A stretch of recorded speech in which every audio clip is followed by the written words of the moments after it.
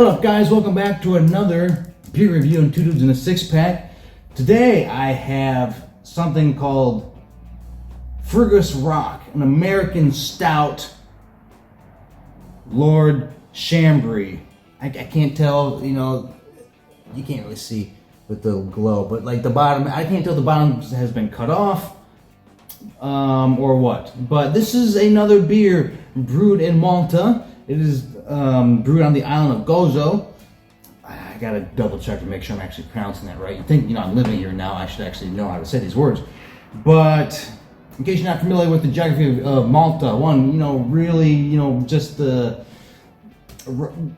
super close to off the southern coast of Sicily, but so you got the main island of Malta. That's where the majority of people live. And then you have a really smaller island to the north of it, which is called Gozo, and you can only, at the moment, reach it via a ferry that goes back and forth. Of course, they've been talking about doing bridges and tunnels and blah, blah, blah. That's probably never going to happen, but it's kind of like if you want to see what Malta used to look like 50 years ago, you go to Gozo. But, so I'm interested in trying this beer. I like that just like a small island, and I mean there's probably like 20, 30,000 people that live on it. Has its own brewery. I dig it, and I like the information they put on the back of it. I'm gonna read it out to you. Well, it's 5.6% ABV, and I will read the actual blurb in a bit. But I want to see if you can see. They actually tell you, I don't know if we can, that here, so you have pale, sweet, light. And then on the other side you have dark, bitter, strong. And then you have little boats. I guess this kind of represents the water that goes in between Malta and Gozo. And it's got it tells you this is going to be dark, this is going to be mid-bitter, and it's going to be stronger over light. I dig that. I dig it. They're kind of like, this is what to expect. I think that's cool when breweries do that, so then you can kind of save your money. Okay. Put this bottle opener in it. Sitting in something. I grilled some chickens and I think I set it down in where I put the some of the cooking tools. So now I got grilled chicken on my fingers. Oh no. But okay, let's pour this out. I like going to places and getting their take on American style beers. The most interesting I feel is the IPAs, because I have yet to find other countries that really lean into the high ABV, the high bitterness factors. Like nobody leans into it like it does you do in the United States, but we'll get into some of those later. But anyways, I don't know. I like it. I like the bottle. I think it's classy. And I like getting into some of these little craft beers in the area, because let's face it, and unless you live here or are visiting, you will never have these little craft beers. So I like getting into that. But again, I will read the blurb later. I haven't read it yet. I was at the store, I saw that, and I decided, you know what?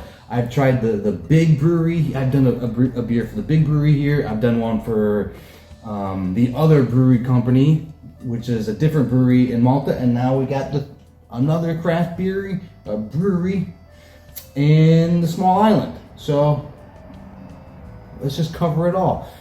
But anyways, let's get into the review. Oh, let's do a nice close-up. It's a solid stout, right? Let's get into the review, get into the smell. Okay, you got that dark chocolate nubs, whatever you're supposed to call it. Very coffee. It probably more coffee than dark chocolate. If you get a dark roast that maybe has been roasted with chocolate, that's kind of what this is.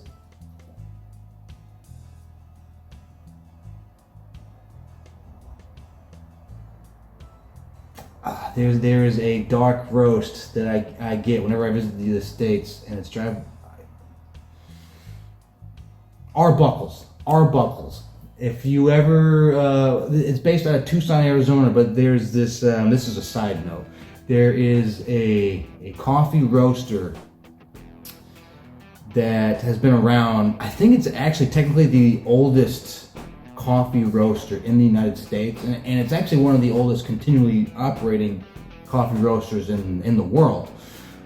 But this was around in like the 1800s, and they would roast their coffee, and I believe they would often include like a stick of peppermint or something in the roast. I'm trying to remember exactly how to do it. So when, cowboys out on the range, or when they have to do Penny Express and all that stuff, when you're traveling super far, it helped kind of lock in the roast when you have like this kind of subtle sugary coating over it.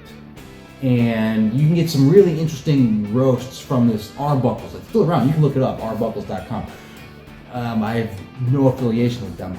But there is a dark roast, or there's a roast I always get when I go back and visit the States. But it is dry roasted with Mexican cinnamon, and I think there's a bit of Mexican chocolate in there too, where they roast it with. And so, it's not like chemically added or whatever, so you just get these subtle hints of like cinnamon and chocolate, and a really good roast. And that's a bit what this smells like. But if you're a coffee fan, check it out, arbuckles.com, or just look up Tucson Roasters Arbuckles. You'll find it. Worth it. They're a little expensive, but I feel like coffee in the U.S. is expensive nowadays. Anyways, I'm getting off track here. But yeah, dark chocolate, dark roast, dark chocolate. Maybe, maybe not straight dark chocolate, because I feel like there's a little bit of lactose in here.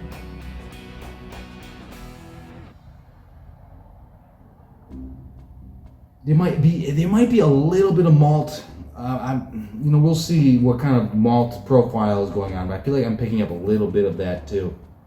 But I feel like it's straight to the point.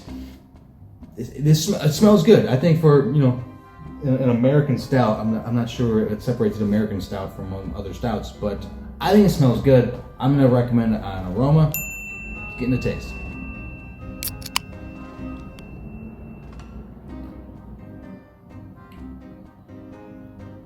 Yeah, this is a little more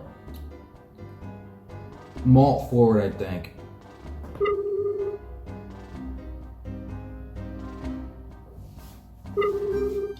Almost closer to a porter in taste. You still get that kind of lactose. It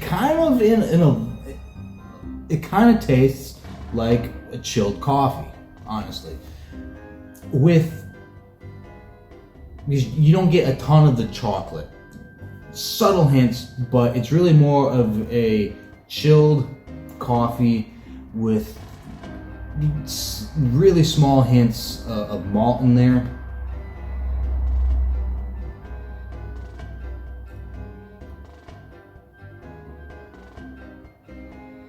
Yeah, so it's kind of a malty chilled coffee.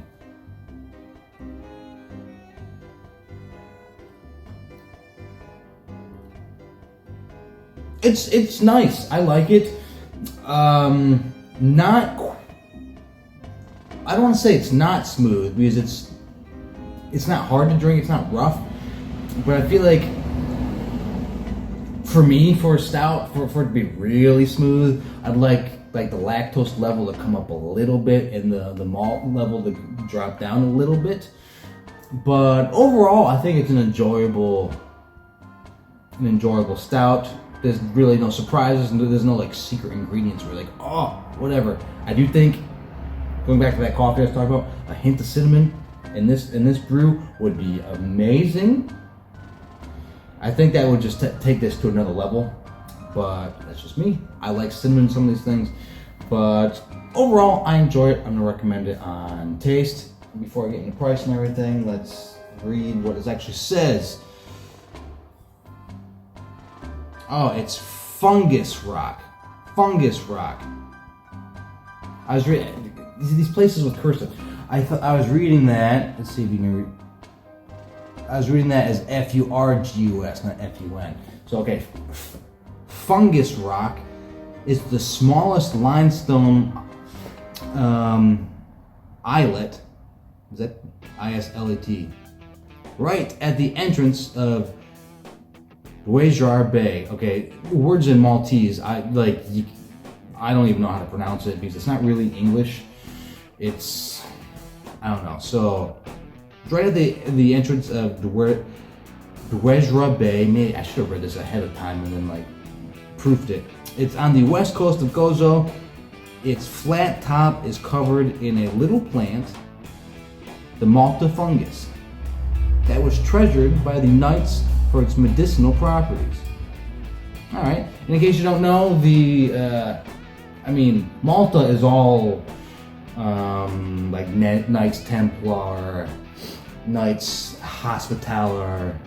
It's really the whole thing's kind of established with that. I got this book right here that I've been neglecting, but the Monks of War, and that's an old Maltese knight, but it's kind of about a lot of them. This is about the whole kind of crusades, but a lot of them end up in Malta, and so when it references knights, funny random fact about Malta, it is the only place in the world where they have a special diplomat passport for the Knights of Malta.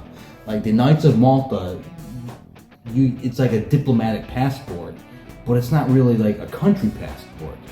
It's so weird. It is the most unique passport in the world. Here's something that you can Google. Just the Knights of Malta passport. It's wild, and only 500 people have it. I'm trying to figure out how I get it, but I don't know. I'm going on all sorts of tangents on this episode, but anyways, that's all that. Let's get into the next category, which is value for price. And you know what? This one at the store I got, I think it was €380. So you're looking at $455 for this. And honestly, for the amount of work, it's a tiny island off the coast of a small island, and there's a lot of work going on. So, I think value for price is fair. The last craft beer that I reviewed on here, maybe a little harsh on the value for price. I was comparing it to other beers on the island, but we won't revisit that at the moment. But this is one of the few locally made stouts I've found. So there's that. So plus perks for that. But I'm gonna give it a thumbs up for value for price. I feel like it is, for all the work that goes into it and where it's located, I think totally. But thumbs up value for price. But okay, distinction. How distinct is it? It's a stout. You're gonna drink it, and you're gonna like it better than some stouts. You're gonna like it less than other stouts, but it's a stout. There's no special ingredients going on. Again, if it had a little cinnamon, maybe it can do a Christmas variant with some cinnamon or nutmeg in it. This would be a good beer to use as a base for a Christmas variant beer. But nobody listens to me. So distinction, it's really not, but it's not bad. I'm gonna give it a half. I feel like penalizing it for being.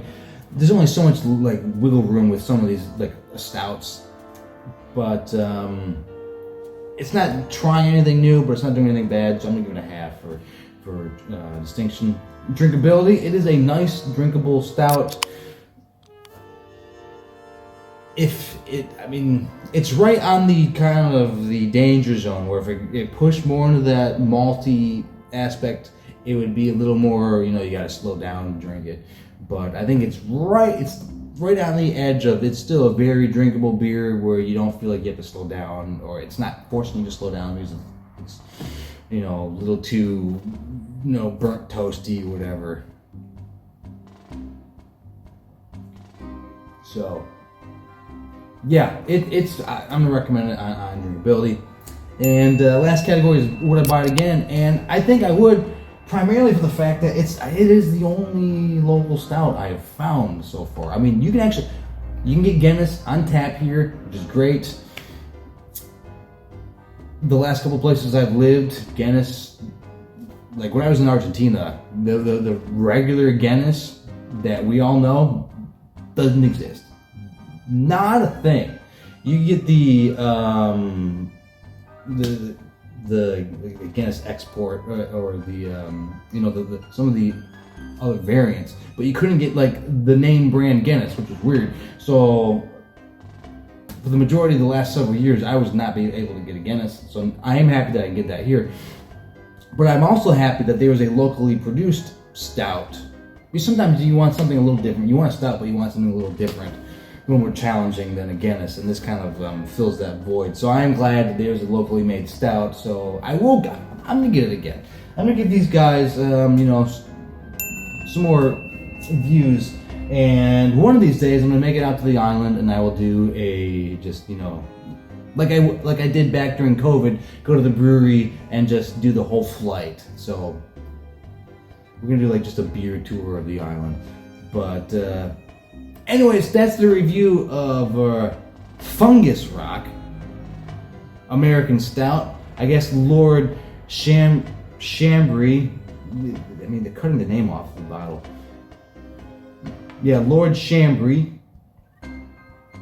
is the brewery here. And here's a map of the island.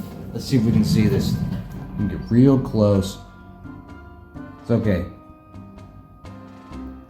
I gotta tip it up sideways. Okay, so the main island, here's Malta, the main thing. It's really more kind of like this, but I don't want to pour out the rest. But the main island's right here. The majority of everybody that lives in Malta is right in this section, kind of right along the east coast. And then here's the small island. You have to take like a ferry from here over to here. There's not a whole lot in this little thing. You can kind of visit and there's like, walk around, but I don't think there's really much going on. And here, actually, right in here, you have a town called St. Paul's Bay, and that is where Paul from the Bible, St. Paul, shipwrecked. And so if you're into that kind of thing, St. Paul's Bay is where Paul shipwrecked. But anyways, I went on a lot of tangents in that review. Like, subscribe, do all that good stuff. And also, so I'm going to put this in the next couple of beer reviews. But I have been absent the last, I think it's been over 2 years. I couldn't believe how long it's been when I checked the dates. So a lot has happened in the last 2 years. And I wanted to do a Q&A video kind of answering, any burning questions people might have. And I can't really do a live one. I think it's taking a little time since I've been gone for so long for people to get notifications and to know that I'm back. And so I just want to let you guys know I'm going to do a Q&A. And so if you have any questions for me or of anything, put it down in the comments. And when I get a handful of questions, I will put together a Q&A video and try to do all that. But I really appreciate you guys that have commented on some of the previous videos. It's nice to know that after so many years that people enjoyed the previous reviews, and that's nice to know. And so I appreciate that. And that's about it. If you have any questions, put questions below. I'll try to answer them. But anyways, that's it. That's the review. So for myself and for Fungus Rock from Lord Chambray. Take it easy.